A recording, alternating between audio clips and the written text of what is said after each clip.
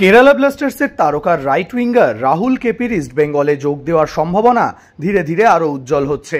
গত 26শে জুলাই রে স্পোর্টসের তরফ থেকে জানানো হয়েছিল ভারতীয় দলের এই ফুটবলারকে দলে নিতে ইতিমধ্যেই ঝাঁপিয়েছে ইস্টবেঙ্গল। ষষ্ঠ বিদেশি হিসেবে হেক্টর ইউএস থেকে এই কারণেই চূড়ান্ত করেছিল ইস্টবেঙ্গল, যাতে অন্তত 2 থেকে 3 জন ভারতীয় ফুটবলারকে তারা দলে নিতে পারে। আর সেই তালিকায় সবার উপরে ছিল রাহুলের নাম।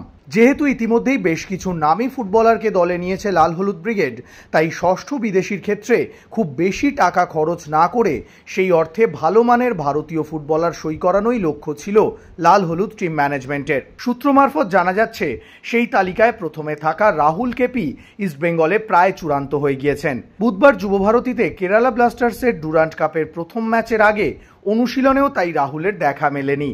আর কয়েকদিনের মধ্যেই হয়তো পুরো ব্যাপারটা চূড়ান্ত হয়ে যাবে। তবে শুধু রাহুল কেপি নয়, আরও বেশ কয়েকজন ভারতীয় ফুটবলার লাল হলুদের র্যাডারে রয়েছে। তাদের মধ্যে অন্যতম হলেন বিঘ্নেশ দক্ষিণামূর্তি এবং বেঙ্গালুরু এফসির নাওরেম রোশন সিং। প্রথমে বেঙ্গালুরু তাকে ছাড়তে রাজি না হলেও ফের একবার কথাবার্তা শুরু হয়েছে। তবে পুরোটাই নির্ভর করছে আগামী 2রা আগস্ট আনোয়ার আলীকে নিয়ে এআইএফএফ এর পিএসসি কি সিদ্ধান্ত নেয় তার উপরে। সেখানে ওই দিন আনোয়ার ছাড়াও তার পক্ষ থেকে দিল্লি এফসির কর্ণধার রঞ্জিত বাজাজেরও উপস্থিত থাকার কথা। সেখানের সিদ্ধান্ত দেখেই ডিফেন্ডার নেওয়ার ব্যাপারে চূড়ান্ত সিদ্ধান্ত নেবে লাল হলুদ ব্রিগেড।